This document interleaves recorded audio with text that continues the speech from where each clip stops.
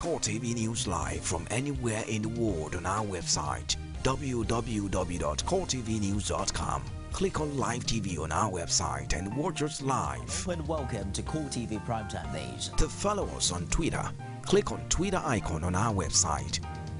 On Facebook, click on the Facebook and YouTube to see all our previous news production. You can also watch us live on YouTube. Click Core TV, leave a space, then News. Core TV News, a 24-hour news station.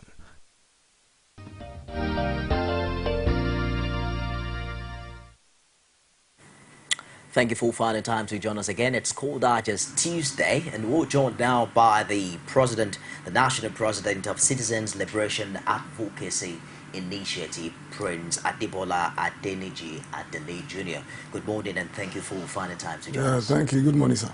Yesterday, the INEC was at a town hall meeting in Abuja, and lots of issues were being discussed. But the very primary issue there was his confidence and his optimism that things will be well ahead of the general elections. Okay. Do you see enough signs to consolidate on the things he said? Well, let me firstly appreciate you and thank your station for giving us an opportunity to come and tell Nigerians how we feel too. Well, it's really just unfortunate that I could not be able to be at that place yesterday. And let's give kudos to those who, you people, media, who plans that make that day or yesterday to be very more fantastic, to see the truth of the story. We have been hearing this confidence from Jega from the beginning of, before February 11th, we have been hearing this. And what if another thing come up tomorrow? But we still thank God that he says his mind, that he's ready, and the soldier people should not be at the polling units. Meanwhile, they are going to be at the arenas of the polling people. So in the area I was going is this. With the Nigerians are focusing in just only one area of Jega. And I'm here this morning to make us to understand that the cadre of Nigeria being ready today, they are in 3 places. Just a minute. We're joined now on telephone by the National Publicity Secretary of the All Progressives Congress, Alhaji Lai Mohammed. Good morning. Thank you for finding time to join us today. Yeah, yesterday the INEC boss made it clear that he has no plans to resign and he doesn't know of any intention of sacking him as INEC chairman. Can you, do you see that in any way invalidating the position of the APC senators that there were plans to remove him?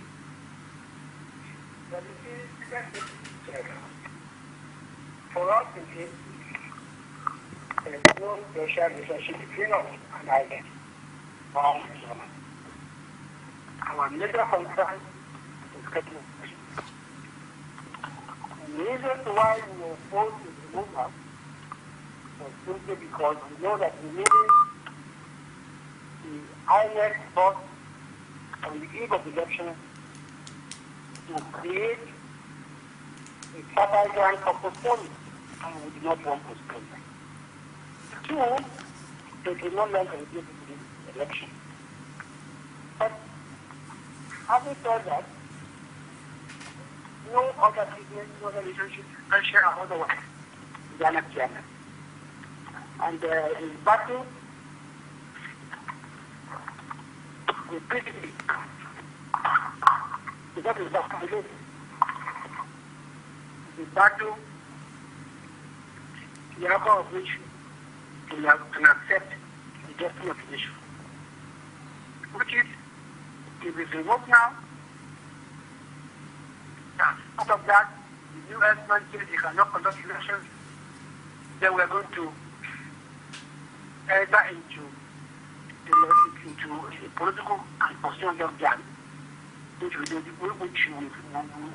don't wish for Nigeria. So that is our position. Yesterday, hundreds of aggrieved Nigerians, if I can call them that, under the umbrella of Coalition of Concerned Nigerians, also came out to protest on the streets of Lagos, asking that the INEC boss be sacked.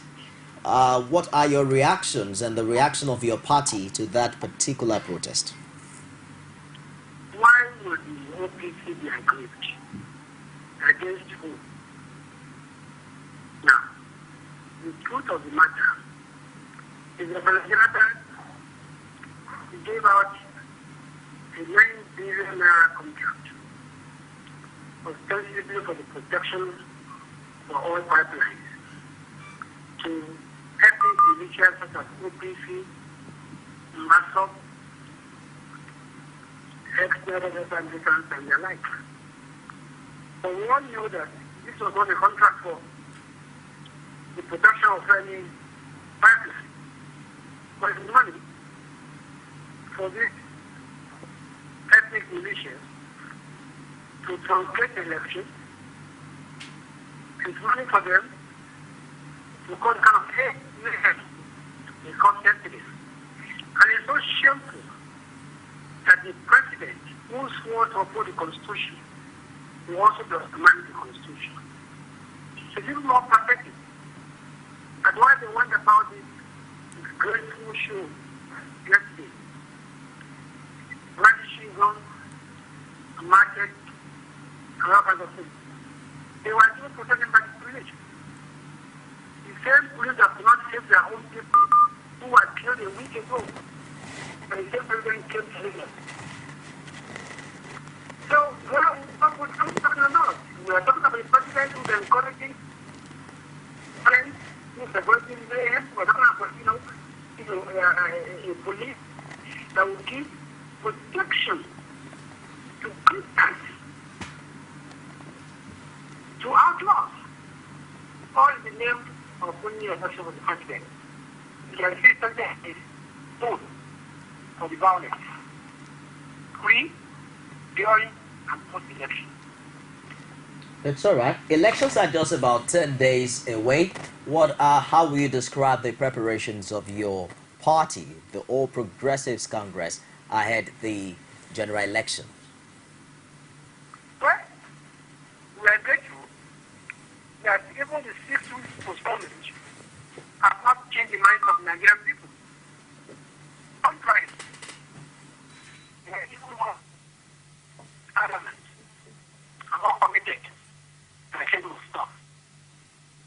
I think the show of shame yesterday might not be said, but our request is the reaction of people on the internet, in the newspaper, in the mobile. They are saying, oh, are we going to hand over Nigerians to Parliament? What? The president should see the hand of the world. That is something that applies to the Nigerians already for change. We are only hoping that the president will make it peaceful and will make it seamless. It's all right. Because it all depends on you.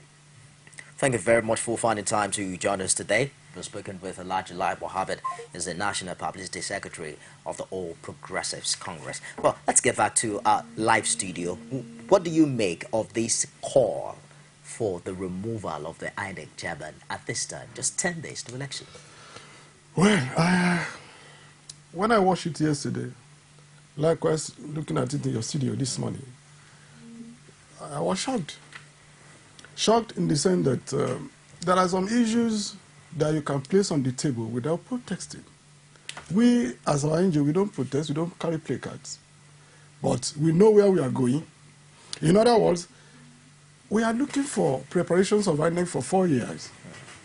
And we have spent or used another almost 3.5 years out of the 4 years. If I'm not mistakenly, it's either we have left with just only 10 to 12 days now away to the election. Let's put the arithmetic on the table. Who is the person you are going to put there? Or is it going to be among of the commissioner that with the INEC person?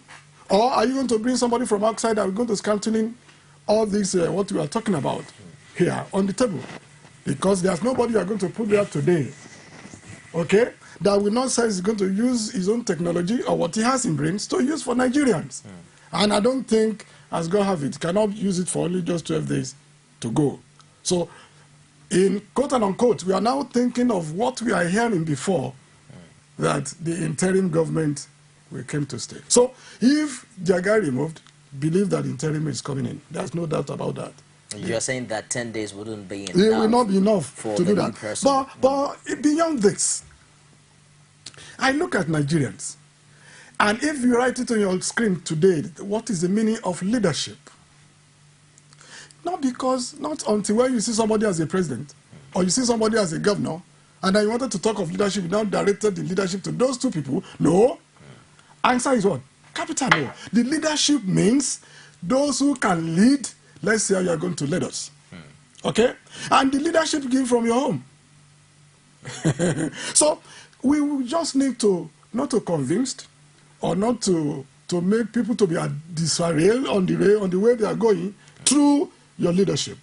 Now, if you are now thinking of one, the political party are claiming seriously that they are ready since February 11th. Two, the INEC are now also claiming that they are ready to do the election, but the military said the guarantees of security is not there. One leg has checked. No. Three, they did not even think of us at all with the electorate, whether we are ready or not. Okay? But in other words, the INEC has technically disenfranchised us, directly or indirectly, and that is where we are going to take INEC even to court. How do you mean? Okay? Now, you have done a very good job. INEC, kudos to them. But the reasoning of being attached to that PVC have not yet cleared. And I am representing some people, larger people, which is the electorate, and we know what we are talking about. One, the elite of this country has technically been away from elections of 2015. Why? The question you ask now is that the PVC is there to cross-check the permanent voters card, whether it is genuine or fake. That is what the job of the PVC is doing. What hell are you saying I should go back home again? To do what? You have seen that my PVC is genuine. Give me paper, let me go and cast my vote immediately. The more you cast your vote, the more it reads. Okay? We have cast or count how many people here? 100 people, 500 people, and all 500 have been voted. Why is that you want me to go back home and come back by 1 p.m. again? You're saying that voting should be done simultaneously. With that accreditation. Yes. When you accredit yourself, you have seen that this is the person of the owner of the PVC. Then go and cast your vote. You have saved almost 6 hours. Have you thought about how cumbersome that might also be for the INEC? It will not, my dear brother. We have do it. We have looked at it by ourselves, and we have seen it. Now, what of the talkless of somebody? I can see, if not a politician or the governors or some of the directors, that a members of politicians, no one who will come out by 1 p.m. or 1:30 p.m. to come and line up on the sun. Nobody. You will not see one single elite that will come out. Somebody who is inside his room, AC is there, inside his car, okay, in his office, and you want him to come and line up for 4 hours on the sun, 1:30. This hard time, not in rainy days. No, I said no. That's why we are taking INEC to court, because a lot of people will not come out to come and cast or exercise their franchise there. It is the INEC, directly or indirectly, technically, they remove them. Don't you think that we might have to wait till March 28 and April 11 to see whether it is on our opinion. Let them go and see, let them go to their website and see what we are talking of there. It is an opinion that me, Prince, to do what on the sun, 1 p.m., forget. Okay?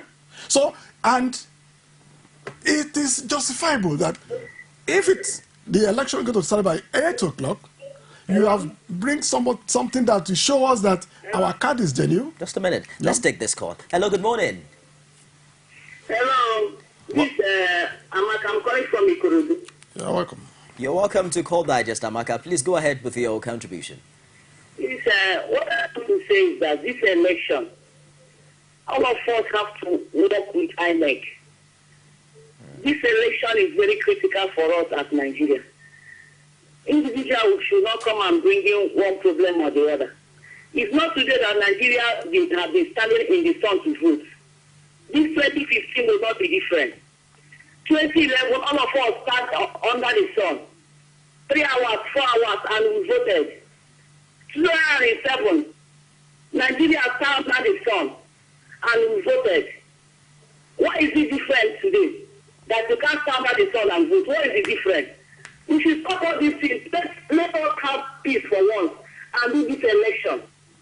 I don't know, this one will come and bring it, or this one will come and bring it, or this one will come and bring it. So, all of us who stand by the sun, this 2015 is not the only election we have conducted. Since 1999, we started under the sun and been voting. Why is it so that you can't under the sun and vote? Some people do come and do their accreditation, and they can go so many places. It's all right. And can't their vote. That is why the day he appeared on the Senate, he said that to stop that is why when you go to accreditation, you can stand by and vote it by voting will start by 1 o'clock or 1:30. That day I'm already marked for us for Nigeria election. We should be telling people, encouraging people. It's not that when we come out and we'll be saying we can't stand under this. When we stand under this front since we started voting in this country. This 2016 will not be different. It's all right. Amaka, thank you very much for your contribution. It looks as if Amaka is not tired of standing under the sun. Agreed. I agree with her. Not that I'm telling people not to stand in the sun. No, that's not what I'm saying. What I'm saying is that we have added more to our lives of that technology. Okay. At the time the Amaka was talking about, it was talking about when we are using our TVC. They are being cumbersome. You check your name. It takes a very long time before you can check your name and go back home. And we're now saying that we have gone far beyond that. There is technology has come in now. That this is what? This is a machine that will detect your PVC, whether it is genuinely registered in that polling unit or not. Okay? And according to that, you should know how to save time. Save time in the sense that what they're using the PVC for is to accredit your name or your PVC alone. Okay? And in that conversations of calculating time, can't you not use it together? Simultaneously, you have accredited it, yes. This is your PVC, you have confirmed that you are correct, you are genuine, you are the owner of it. Give me a ballot paper to go and cast my... And we should, because we are saying this for people to be enlightened. And that day, there's something happened that we need to tell Nigerians. We are having 3 ballot paper there. Red, green, blue. In other words, those pointings of those polling units, ballot papers, it has difference where you're going to place your what are they calling it? Where your ballot paper is. If you place it wrongly, we're going to reject it. So those are the things we need to be enlightening Nigerians. Let's take this call. Hello, good morning. Hello, good morning. This is Eminike from Lagos. Eminike from Lagos, can you speak louder than that so I can hear you? Okay. Actually, what has happened for those people protesting that Jigam must be removed is just a pity. Because in Nigeria, I can see people being bought with money to perpetrate an evil act. The issue of removing Jiga or Jiga must go, in the first place, must not even come to the table. Because the aim of PDP buying these people to protest that that should be removed because they want to win the election. If the government has performed, why would the government not be re-elected back? But because the government has failed its primary responsibility. Looking at it, for instance, all sectors are dormant, cannot work. All the agencies are dormant. Nothing is happening in this country. Look at the unemployment, corruption, impunity, and so on, several things. And if the vote today is in the hand of the poor masses to elect their leader, simply means even though they share dollars with their dollars, nobody will go to vote them. When people only collect the dollars and eat. Nigerians are tired of the corruption. It's not that the APC are the ones clamoring that we need change, we need change. It's not the APC. It is the Nigerian masses by themselves that need change by themselves. APC are just logo that are projecting the voice of the masses. Thank you. Thank you very much for your contribution, Eminike from Lagos. Let's begin to look at the credibility of this new introduction, the card reader and the PVC for this rescheduled election. Of course, the INEC boss said it's the way to go if we want integrity and if we want a better electoral process, do you see this process giving Nigerians what they truly need? That is what I'm saying, my brother. That is what I'm saying. If you look gently to all the polling units we have in this country, we have 120,000 polling units, which is going to be busy that day. Most of them is either under the tree, on dilapidated houses, in schools, in front of streets where there's no light. And when the process begins, by that 1 p.m. to go and cast your vote, then there's something that INEC also has done now, that if you are there, you are with your new TVC, not old TVC, that you are there just to accredit you. There's a form you are going to fill if you don't have your PVC. Did you know how many hours that one you're going to take? So if they should look at night with it, that's why we're saying that if PVC is there to check for time delaying, let them go and have their papers, cast their vote. You know that if it is only 200 that was registered under the PVC, they have completed their job. Let's see those who did not brought their PVC and they are there with genuine paper, they wanted to cast their vote. So you will see how cumbersome time it's going to be. Yes. I'm not saying people should not stay in the sun, which is good, but the elites, you see them not there. We have to wrap up this segment. Let me just have your opinion, especially for concerned electorate who would want to go out to vote on this day. What exactly would you tell them? How would you encourage them or advise them to go about? What we are telling them now, or we are telling the political party now, is the intimidation. Stop the intimidation. Then we have had the promises for 4 years. There is now for us to decide now. Yes, because we have just only 1 day in 4 years. So whatever you have told us, it has been our memory that we're now going there. Intimidation should go away. Then favorisms. Maybe when they start on the line, you begin to come and destroy the line. We will not take that.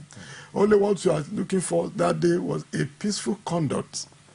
We have been training ourselves how we are going to be formidable and conduct. So, and the police should be there to arrest whosoever that either wanted to foment trouble, ready to do otherwise.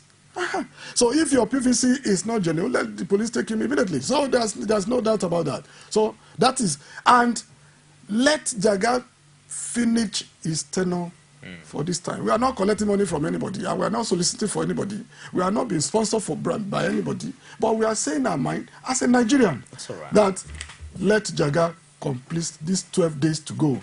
After that, anything can happen. Thank you very much for finding time to join us. I've been speaking with the President of Citizens Liberation Advocacy Initiative, Prince Adebola Adeniji Adele. Thank you very much for finding time to join us today. Thank you, sir. We'll take another break and we'll be back with more if you stay with us.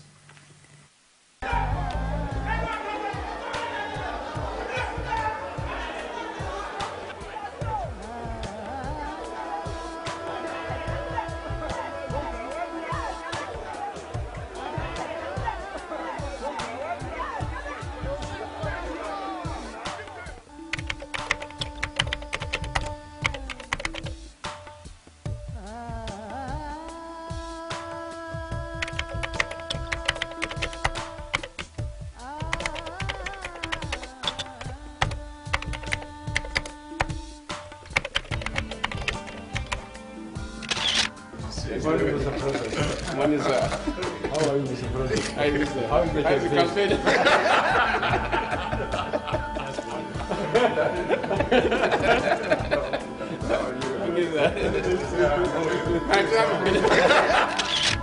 We must learn to live together as brothers, or perish together as fools.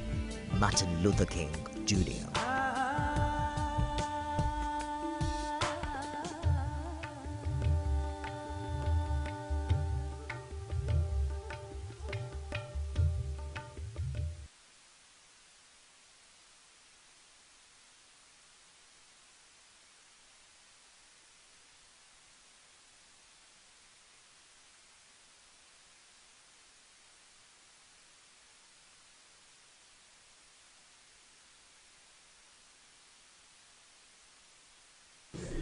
As far as I'm concerned, the only organ that can convey a delegate conference is the National Executive Council. by our constitution. And therefore, that organ have convened a conference. A national returning officer was appointed, and the results were declared. All of you are there. Everybody is there. Everything is recorded. Every of the proceedings is recorded. And therefore, I think we must also accept the outcome. But invariably, if other people also try to do otherwise, I think the most important thing is for us to extend and continue to extend our hands of fellowship to them. And we stand on the constitutional provision. You also remember that the first president of NLC was the person that administered the oath of office. That is to tell you that certainly they believe in the process, because most of them were there throughout the night to actually watch the proceedings. So we don't envisage that because our belief is that we should be able to unite and look at the issue that affects the workers, not personal interests. Be it as it may, I think we'll do everything possible to try to see that we're able to convince our colleagues to trade the path of honor and see how we can be able to rebuild this organization.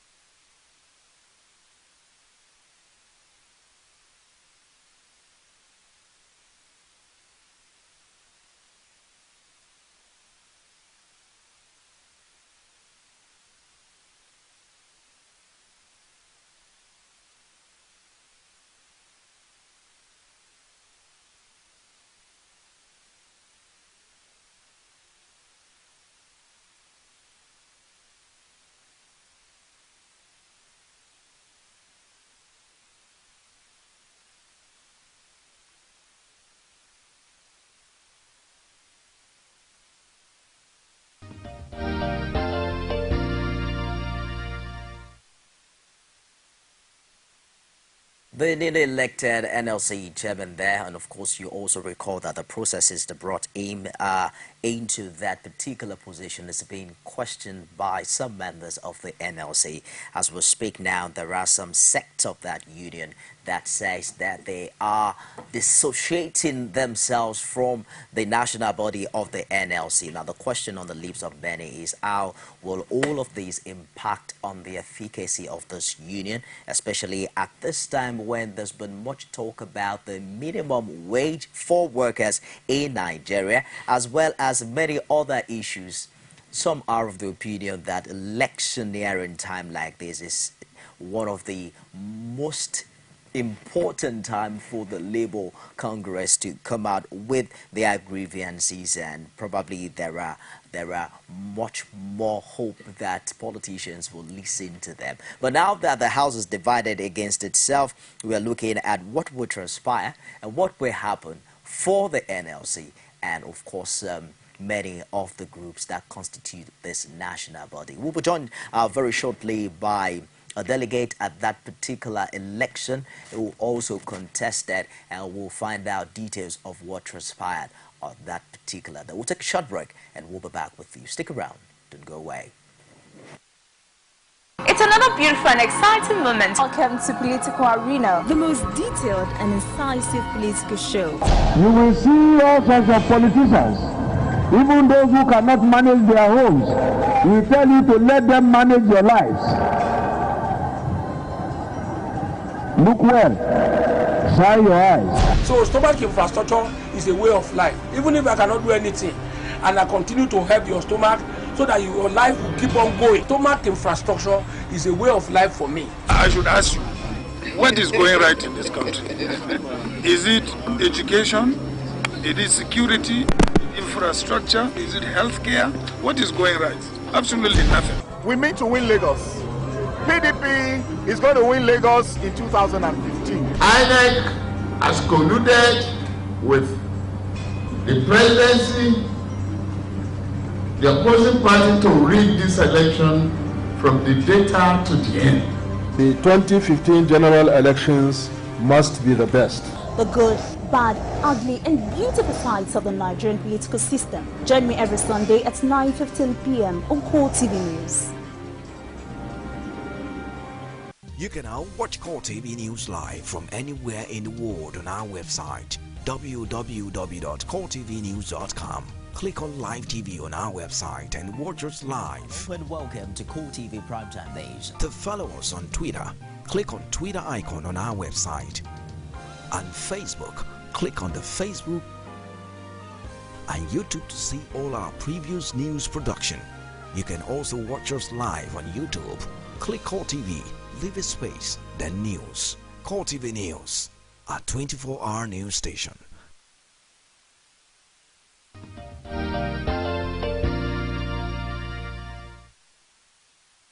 Thanks for staying with us. I'm joined now on telephone by National President of the National Union of Shops and Distributive Union, Comrade Kelly Ogbaloi, who also happened to be a delegate at the NLC election. Hello, good morning, Comrade. Yeah, good morning. Thank you very much for finding time to join us today on Core Digest. Can you tell us what exactly transpired at that particular NLC election? Yeah, I was a delegate to the election, and I think to a very large extent, it is the constitution of 76 and the constitution of,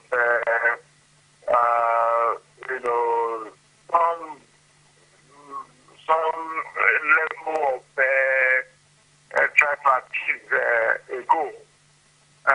To me, the delegate conference was essentially a mid-level well-prepared situation. I think that we should give it that an election has been conducted and therefore results have been given, and we must come back home and accept our fate in a manner that is acceptable, in a manner that we can afford to come together and work in the way to restore the integrity of the Nigerian Labour Congress. You also contested for the auditor post in the NLC and you lost. What would you say is the grievances of these other parties that have now dissociated themselves or that have organized a parallel NLC body, so to speak? Sorry, may I get your question again? I'm sorry. I said, how will you describe the grievances of these other groups within the NLC that have also created a parallel group in, showing grievances to the results of that election? Yeah, my question to this is that at what point did they realize that the election was not free and fair? At what point? Was it that anybody was driving to his own personal success? Was it that there was an ambition inordinate in that regard? Because I think that on the basis where we go to the arenas of Eagle Square, any consummated labor leader will have something to protest against. And so if you didn't protest that at the beginning of time, why is it that at the point that your election was not successful, that you are now protesting? This is my question.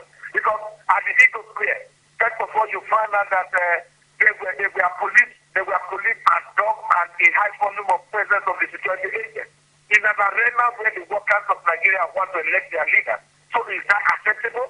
So in fact, if it was APC or PDP primary to election, we leave with the police and security agents take dogs to that arena. And so if that happened and nobody among the labor leaders and the gladiators contested it, so why is it that when the election was now at almost the concluded part, we are now coming back to say, oh look, there was you and cry. I think I'm not part of that class. But what I am working for now is that I have lost and I have taken it in good faith, and I want to work with the rest part of the workers of the rest members of the workers of this country, so that Nigerian Labour Congress will return back to the level of formidability and move ahead. If you're saying that there were no irregularities recorded during the election, have you been able to identify the reasons why these other parties are aggrieved? No, that is what I have said. What are they talking about?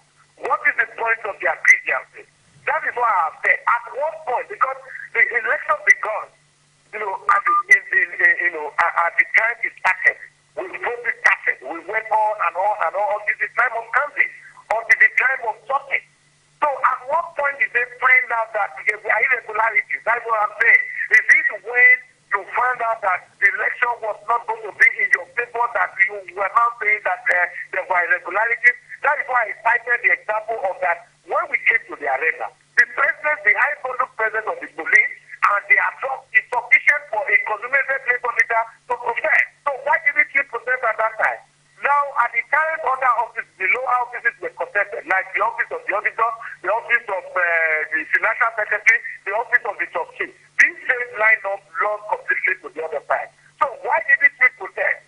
Was it when the deputy president lost? Was it when the president lost?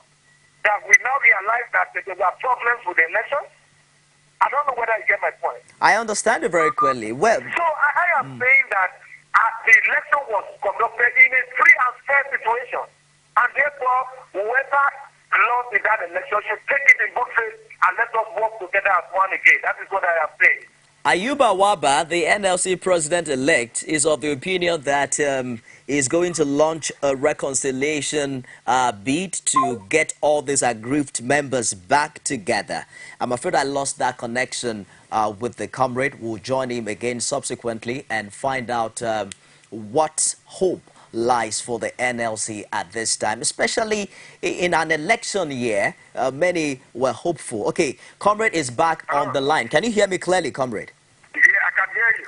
The president-elect is of the opinion that he is going to reconcile all these aggrieved groups back to the NLC. What hope and chances do you have of this claim? Hello, Stephanie. I am not getting your question clearly. I'm asking you if you believe that this new president can reconcile the aggrieved groups back to the NLC fold.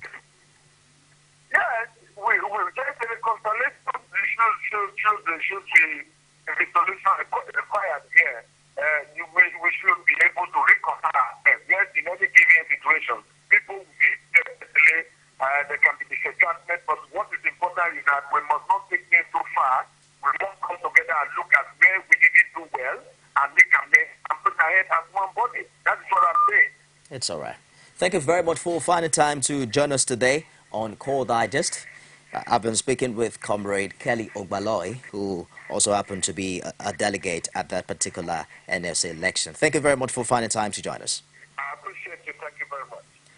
All right, let's turn our attention to the general elections. Of course, it's 10 days to go, and there's been much talk as regards how prepared INEC really is for this election. You recall that the professor came out saying that INEC was quite prepared even before the February 14 election. There was a town hall meeting yesterday where the professor also came out to show his optimism that all is well ahead the rescheduled election. I'm joined now by public affairs analyst Nelson Ekujimi right here in our Lagos studio. Good morning, and thank you for finding time to join us. Thank you very much. Good morning. You saw the professor yesterday was quite optimistic, saying that the card reader is the way to go. What are your thoughts along that line?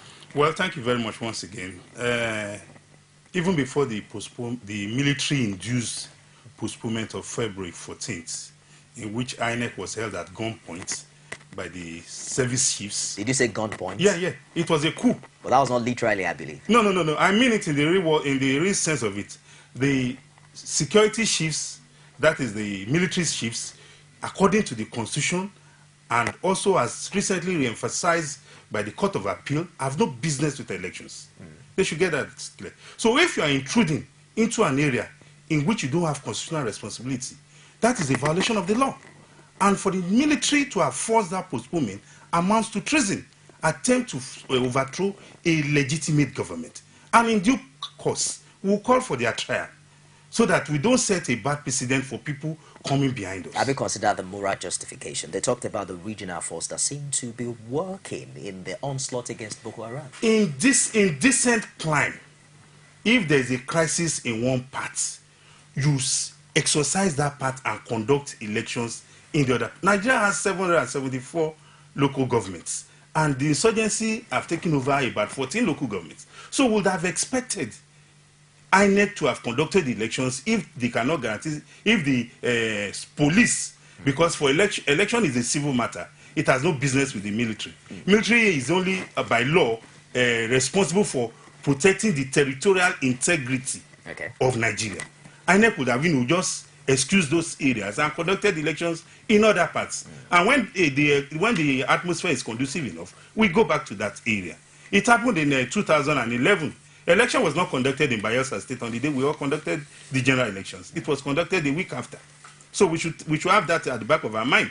So what we are saying in essence is that from before February 14th, INEC told us she was ready, because whether we like it or not, we must understand that INEC is an independent body that is not responsible to taking directives about the conduct of its activities from anybody. But INEC can work in collaboration with other stakeholders to sensitize us, to educate us, to work together to ensure a credible, free, fair, and transparent elections. But what's your take on the level of preparedness of INEC even before the February 14 election? Would you agree, as some stakeholders have said, that the INEC boss only paid lip service to the level of preparedness? It didn't play lip service. INEC was prepared. Except if people want us to deceive ourselves. What about the millions of Nigerians that were yet to collect their PVCs before February 14? The issue is that Nigerians, a lot of Nigerians' PVCs are lying there in the INEC offices. But you also agree that INEC, until recently, was able to produce many more in the area of... The INEC chairman came to the Senate and told them that they have just about 800,000 to 1 million PVCs unprinted. As at before the February 14th election, before the postponement was induced by the military, INEC told us that they have achieved a 65% distribution of the PVC. Now they have about 85%. Hold on. In Ekiti, before we had the gubernatorial election in June 2014, the collection rate of PVC by the voters there was less than 53%. We had the gubernatorial elections in Osun in August. The collection rate of the PVC in Osun State was 68.8%. That is for just one state. So if generally INEC has told us that they have a collection rate of 65%, and as at that time, INEC was still extending the collection of PVC dates, just like they have done now. And people are not coming to collect their PVC. Like in my local government, the EO, the electoral officer in my local government, called a meeting of stakeholders and told us that we have an uncollected number of PVC totaling over 120,000. And he was asking for our suggestions on way to make the people receive this PVC. They have gone to the polling units severally. The state governments have declared public holidays. A lot of sensitization has gone on this issue. It's just like the sensitization the Christians and the Muslim folks do. Every day you keep on hearing, repent, repent, for the kingdom of heaven is at hand. Not everybody will listen. Some will be telling you, I will repent tomorrow. Let me finish with this sin I'm committing today. That is human nature for you. But let's quickly consider the rumored removal of the INEC chairman. He himself said yesterday that he wasn't resigning, that resigning at this time will be disservice to Nigeria, and that he's never heard about any issue of being sacked. First and foremost, we must understand that the INEC chairman is appointed by the president based on the recommendation of the National Assembly. That's right. For a 5-year tenure. The INEC chairman is not a civil servant. So there's nothing like retirement. Retirement, is he going to get gratuity when he retires? So the INEC chairman cannot be retired. He cannot be told to go on forced leave because he's not a civil servant. He's an appointee, and his appointment is a 5-year tenure. So all this talk about remove Jega can only be removed if the president finds him culpable of, violating the law, and it takes the offenses to the National Assembly with a resolution of the National Assembly. The president does not have the constitutional powers to remove Professor Atairu. So we must make it clear. So President Goodluck Jonathan and his supporters should stop these threats, this blackmail, remove Jega. We're talking about Mr. President. During the presidential chat, he was clear about the fact that he is not planning. He wasn't clear. He was playing. He was playing games. He was asked a direct question: will you remove Jega? And he said, I have not to. That is not the response. Will you remove Jega? Yes or no? I have not to. No, that is not. Mr. President, has become his attitude With all due respect, Mr. President has always found it difficult coming point blank, being emphatic. Mr. President represents authority. Just a minute. Let me take this call. Hello, good morning. Welcome to Call Digest. Good morning. Yeah, what's your name? Where are you calling from? I'm calling from Kano. What's your name, please? Yusuf. Yusuf from Kano. Please go ahead with your contribution. All right. Please, we are able to, the guest is talking about the terminal leave of the INEC chairman. What I would like to say, let us even assume the INEC chairman is to go on terminal leave. My right is 3 months is the last day of his appointment. So that means he will go at the end of 1st of April, which means that the presidential election must have been conducted by then. And if we look back at civil servants, like service chiefs, police inspector general, or many officials, they are given additional 1-year term for extension of service. So I thought why is it that INEC, even if his tenure has expired, why can't he even be given just a month extension of service? That, it is a real civil servant, which is not like the guest speaker is saying. Okay. Thank you. Thank you very much for your contribution, Yusuf from Kano. Unlike your submission that Mr. President does not has that right to remove constitutional powers, not right. Constitutional powers. There were hundreds of protesters in Lagos yesterday under the umbrella of the Coalition of Concerned Nigerians who totally disagree with your position. What are your thoughts on that? I watched the assault on the democratic and economic rights of Lagosians yesterday by this group called the Coalition of Concerned Nigerians, led by Mr. Gani Adams, the factional leader of OPC, who is now a contractor for protecting pipelines between Lagos and Ogun. I wonder... Can you confirm that? Yeah. I saw the name of his company is one of the companies listed, Donix. And I saw them gathered on the road assaulting people. I saw them with guns. I saw them with cutlasses. I saw them with axes. And from the media reports, I even collected the leaflets they were holding. The allegations they raised against Jega are not... Look at the one you have on your screen there. Is that man a policeman or a military man? That's a civilian carrying guns and rounds of ammunition all around him. Is that how we make protests in Nigeria? It shows to you that they've turned this thing into something else. This is an attempt to incite the people of Lagos. And, so that, there will be chaos everywhere, so that they will have another reason to postpone the general elections. Lagos they just want to use Lagos as a starting point. And we thank the Almighty God that Lagosians absorbed their provocations yesterday, and we have started venting out our angers through civilized means. We have sent out press statements, we have spoken on media, people have tweeted, and, the media also covered it to show these assaults on the sensibilities of Lagosians and Nigerians by Mr. Gani Adams and his group. You saw them when they were tearing down billboards, attacking people, pulling down posters. That is not how to make protests. When you are making protests, you must make your protest within the confines of the Constitution. You must respect the rights of other people. It is an infringement on our right to information for you to bring down a billboard. Those billboards were erected with the permission of the law, and they are meant to disseminate information. So as a citizen, my right to information has been infringed upon by Mr. Gani Adams and his group. Beyond the demonstration we saw in Lagos yesterday, what would you say will be the implication of having the INEC boss removed at this time? The implication of having the INEC boss removed at this point in time will, show clearly that Mr. President and his party are hell-bent on manipulating the 2015 elections. It will show clearly that Mr. President and his party don't want free, fair, credible, and transparent elections. But how come the opposition suddenly grew so much faith in the same INEC boss that we've known them to have criticized? It's not about faith in the INEC boss. It's about faith in the system. I was on the field on March 7 when the card reader, the e-card reader mock test was conducted.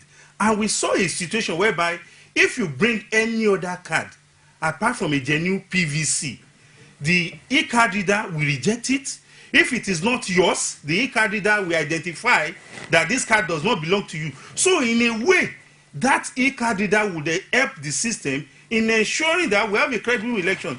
It will eliminate massive thumb printing at the polling units. It will even eliminate this idea of politicians coming to polling unit to snatch ballot box. You and I will very much agree that we have moved steps miles ahead of above where we were in the past. These days, INEC conducts election in such a way that the ballot papers used in local government A is different from the one used in local government B. We're all aware in the past where people will snatch ballot papers in one local government here and go and use it to print in another local government. So any system that will encourage transparency, that will bring credibility to the system, because the card reader will not determine whether you are going to vote for APC or PDP or ABGA or Labour. The card reader will only authenticate that this man is the bona fide owner of the PVC, and the manual register will indicate that truly his name is on the register. That is what the e-card reader is meant to do. And when it was tested, to our amazement, the media, the security agencies, INEC, international observers, including we local observers, were all there. And we saw the e-card reader authenticating and accrediting a voter within 6 to 7 seconds. So in a polling unit, it means the e-card reader will test about 10 people in 1 minute. What about the challenge experience with the fingerprint examination? Yes, let me come to that. We now saw some minute challenges, and we realized that in a particular polling unit, Ward 8, polling unit 029, Onigbongbo, we had about 40 accredited voters. It was realized that the card reader could not authenticate the fingerprints of 3 of the voters. We now, when we asked questions, we saw that INEC had given them an incident form to fill. So what INEC said was that once the e-card reader authenticates that your PVC is genuine, that you are the owner, and it can authenticate that your name is on the register, you fill an incident form and be allowed to vote. I had a lawyer on the show last week who was of the opinion that if INEC only could record 59% as regards the fingerprint authentication process of the card reader, that why not use the card reader to authenticate that the card is genuine? Because if the intent form or whatever we call it, if that form could do the work, why worry ourselves with the fingerprint authentication? If we can determine that this card is genuine, then everybody can see with facial recognition that the holder is indeed the owner. No, it goes beyond that on the election day. Some people come to the election polling units to cause chaos. In the event that it fails, we will still definitely have to fall back the to 59% that you have quoted is absolutely wrong. The 59% is the figment of some people's imagination. We were there.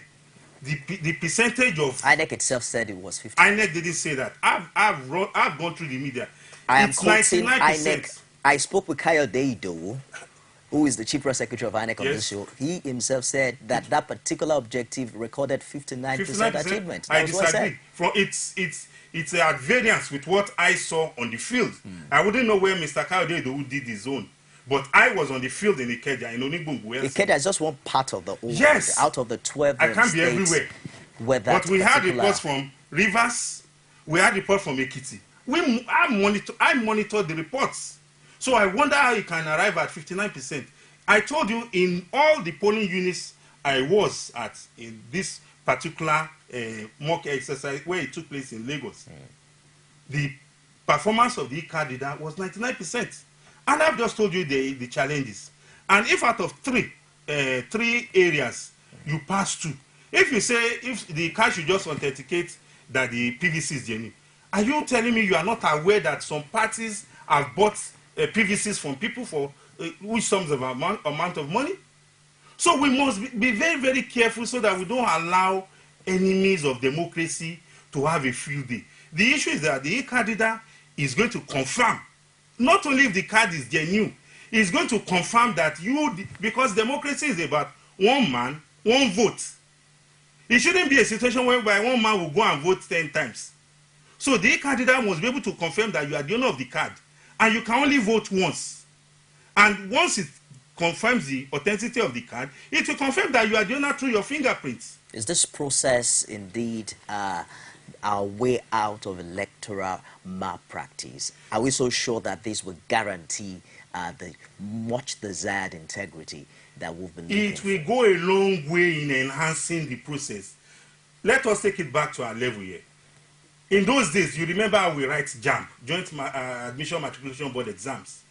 It got to a point, because of exam malpractice, JAMB designed a format whereby if we are sitting together, we are writing the same paper, the format I'm using will be different from yours. You have different types. We have different types, type A, type B. And today, JAMB has even developed to computer-based. So we must be looking for ways to eliminate cheats, to make our process world standard. The computer-based exams of JAMB was also highly criticized. I think the challenge has always been on the other side is why test a major election with this new innovation? Why haven't you chosen a place like Ekiti and Osun to try this the card reader has been used in other climes, in other countries, even in Africa. The INEC was also quoted to have said that the Ekiti election was too sensitive, and that's why the card readers were not used. Which is more sensitive between the Ekiti and the general election? Maybe by then they hadn't procured the cards. Don't forget that the cards just came in maybe about a month or two ago. We had the Ekiti election in June 2014. So as at then, the card reader had not come in. That was one of the reasons why I suppose they didn't use it. The e-card reader came in probably end of the year, end of 2014 or early this year. But what we are saying in essence is that this process is not 100% perfect. Just like we cannot have an 100% perfect system. Before I let you go, let me just quickly have your opinion on this issue of deployment of military personnel, because Professor Atayeb Jega also says that INEC is in support of partial deployment of the military personnel to support the police in the election. Have we been able to clearly define the role of the military in this forthcoming election? The Constitution is very clear. You know, the Constitution is the ground norm.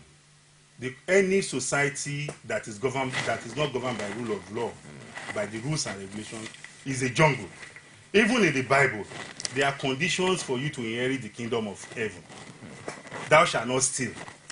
Thou shalt not fornicate. The rules are there.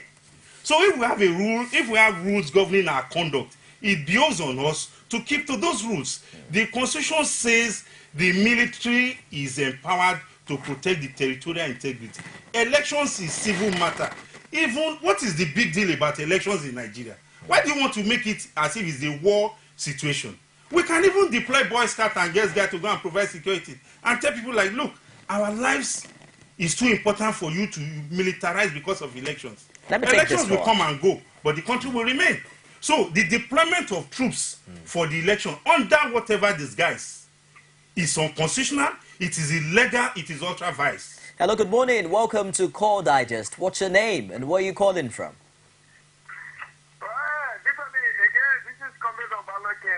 I spoke with you a few times ago. Okay, please go ahead, comrade. I'm afraid we lost that. Well, let's wrap this up. What word do you have for the electorate? It's just 10 days. My admonition to the electorate is that politics is about allocation of resources that will determine how our lives will be. We know where we are today. We know what we want to ourselves. I want to admonish the electorate that, look, your destiny now is in your hands. Okay. On election day, as early as 7 a.m., please make sure you go to the polling units with your PVC alone. And make sure you stay there throughout the accreditation, throughout the voting until announcement of results. On no circumstance must you allow yourself to be intimidated out of the polling vicinity, because it is your right. It is about your future. It is about your children's future. And don't vote based on sentiments or inducements. Vote based on issues. Vote because you want a better future for your children tomorrow. Vote because you want a better economy. Vote because you want a government that will be responsible. Vote because you want a government that will be responsive to your yearnings and aspirations. Don't vote for a man because he tells you he's from your region, or because he tells you he worships in the same church with you, or is of the same religious faith with you.